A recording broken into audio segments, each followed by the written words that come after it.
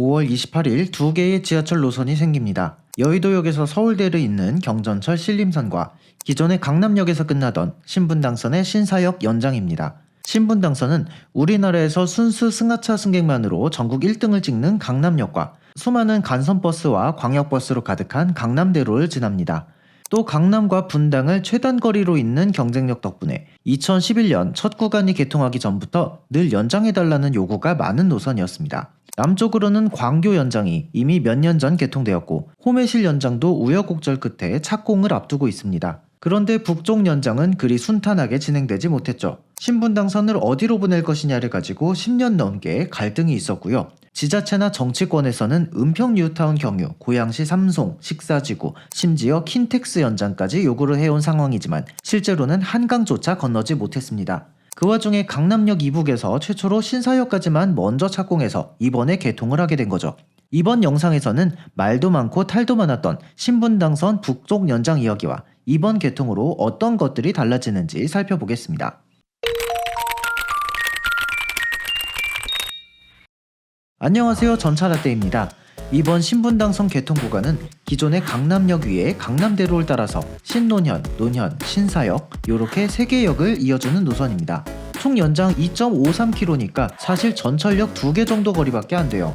강남에 지하철 이미 너무 많은데 뭘 또 개통하냐, 너무 강남만 몰아주게 하는 거 아니냐 이렇게 생각하실 수도 있는데 사실 이번 신분당선 개통 같은 경우 단순히 강남에 전철 하나 더 지어졌다는 의미가 아닙니다.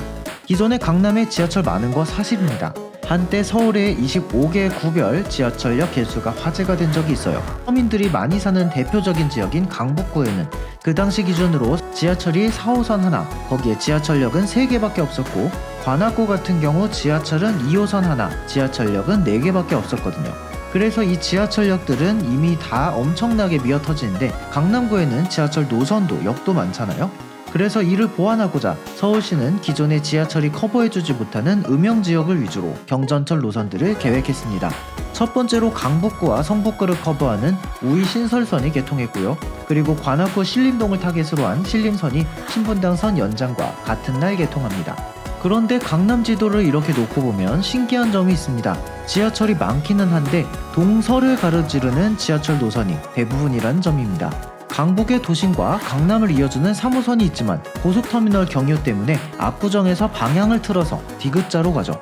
분당선이 왕십리까지 연장되기 전엔 강남 지역의 서초구의 3호선을 제외하면 3, 7, 9, 2, 3 모두 동서로만 다녔습니다. 그래서 강남과 도심의 연결, 그리고 강남의 남북을 이어주는 노선이 필요했는데요. 과거 서울 지하철 11호선이 이런 역할을 할 예정이었지만 IMF로 인해 노선 자체가 취소되면서 공백이 생기게 됩니다. 분당선이 왕십리까지 연장된 후에도 강남역과 삼성역보다 설릉역 자체의 무게감이 좀 덜하고 분당선이 다니는 설릉로도 강남대로나 영동대로에 비하면 무언가 부족한 느낌입니다. 그리고 결정적으로 왕십리는 환승이 편리한 곳이지 도심은 아니니까요. 원래 신분당선 북쪽 연장 사업은 신사역이 종점이 아닙니다. 국토부 계획상 강남역에서 용산역까지의 노선인데 이렇게 신사역까지만 먼저 공사를 하게 된 건 여기에도 우여곡절이 많았습니다. 원래 2000년대 초반에 있었던 신분당선 북쪽 연장의 첫 계획은 용산역까지 노선을 건설하고 경의선과 직결해 한 노선처럼 운행하는 거였습니다. 하지만 여러 사정으로 직결 계획이 무산되는데 그럼에도 불구하고 국토부는 용산국제업무지구 개발을 명분으로 용산 연장을 꾸준히 밀어붙입니다. 그렇지만 서울시에서는 이 계획을 그리 탐탁치 않게 생각하죠. 서울시에서는 신분당선의 광화문 연장을 추진합니다. 신분당선 운행지역인 분당, 판교, 그 이남에 죽전, 수지 등 용인에서 출발하는 광역버스도 대다수가 용산이 아닌 도심, 특히 광화문으로 운행하고 기존의 강남과 도심을 잇는 지하철인 3호선은 남산 피하고 고속터미널을 들르느라 빙빙 돌아가니 신분당선을 강남역에서 광화문으로 연장해 이 둘을 최단거리로 잇자는 구상이었죠. 서울 도심과 강남역, 분당을 잇는 경로가 얼마나 수요가 많은지는 수없이 많은 광역버스와 M버스 노선들이 증명해줍니다. 하지만 신분당선 사업에 실권을 쥔 국토부는 신분당선의 용산 연장을 포기하지 않았습니다. 그래서 서울시에서는 한강 이북에서 분기하는 안도 내보고 신분당선을 GTX A선로에 태워서 사업비를 줄이는 방안도 내봤지만 받아들여지지 않았죠. 그렇다고 용산 연장이 실현된 것도 아니었습니다. 용산으로 갈 때 한강을 건넌 후 미군 부대를 가로질러 가는 게 신분당선 연장의 계획인데 미군 부대 부지 반환이 계속 연기되면서 2022년 현재까지도 반환은 끝나지 않았습니다. 부지 반환을 받더라도 토지 정화 작업을 진행하고 설계를 한 후에야 본격적으로 공사에 들어갈 수 있기 때문에 가장 큰 장애물이 떡하니 버티고 있는 거예요. 최선이 안되면 차선책이라도 써야죠. 결국 그 카드를 쓰게 됩니다. 신분당선을 용산으로 보내든 광화문으로 보내든 어쨌든 신사역까지는 강남대로 경유로 노선이 똑같거든요. 강남대로를 따라 형성된 오피스 지역이라 환승역이 아닌 지금도 승하차 인원이 많고 모든 역이 환승역으로 3795호선과 환승되니 누가 봐도 장사가 잘 될 노선이란 말이에요. 개인적인 추측으로는 신분당선 용산 연장에서 아마 장사 잘 되는 신사까지의 구간과 한강 하저터널 때문에 공사비도 많이 들고 수요가 그만큼 나올지도 조금 애매한 용산까지의 구간을 합쳐서 어떻게든 용산까지로 이어보려고 한 것 같은데 상황상 어쩔 수 없이 돈 되는 신사역까지의 구간만 먼저 공사하고 개통까지 보게 된 겁니다.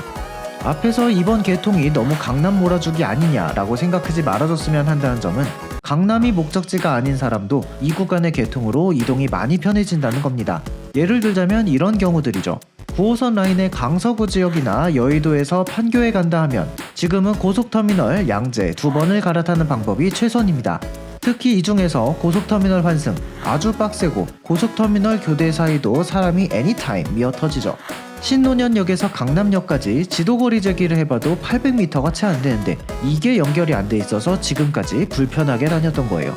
7호선도 마찬가지입니다. 같은 IT 중심지인 가산 디지털 단지에서 판교를 간다. 이것도 고속터미널 양재에 가야 되고요. 7호선 강북 구간에서 분당 쪽으로 갈 땐 신분당선 두고 후인분당선을 탈 수밖에 없는 겁니다. 그리고 이번 개통으로 이런 불편들이 모두 해소되는 거죠. 대신 강남에서 신사 구간은 기존 신분당선 구간과 별개로 추가 요금 500원이 또 발생하기 때문에 이 점은 감안을 하셔야겠습니다. 신분당선 용산 연장은 2026년 개통을 얘기했었지만 지금은 2026년 개통이 아니라 2026년 착공을 이야기하고 있습니다. 아무리 공사 진척이 빨라도 6, 7년은 걸리는 지하철도 공사와 한강 하저터널을 놓아야 하는 구간임을 감안하면 아마 빨라야 2035년에나 개통하지 않을까 예상해봅니다. 그리고 용산 이북의 신분당선 연장은 국가철도망 구축 계획에 포함되어 있긴 한데 일단 용산까지 개통을 하지 않으면 이 위쪽은 의미가 없기 때문에 2040년에는 개통을 하려나요? 강남역에서 도심으로 가려면 여전히 3호선을 타거나 몇 년 후에 개통될 GTX-A를 이용하는 방법밖에 없겠습니다. 오늘 전차라떼 영상은 여기까지입니다. 구독과 좋아요 눌러주시고요. 저는 다음 영상에서 다시 찾아뵙겠습니다. 감사합니다.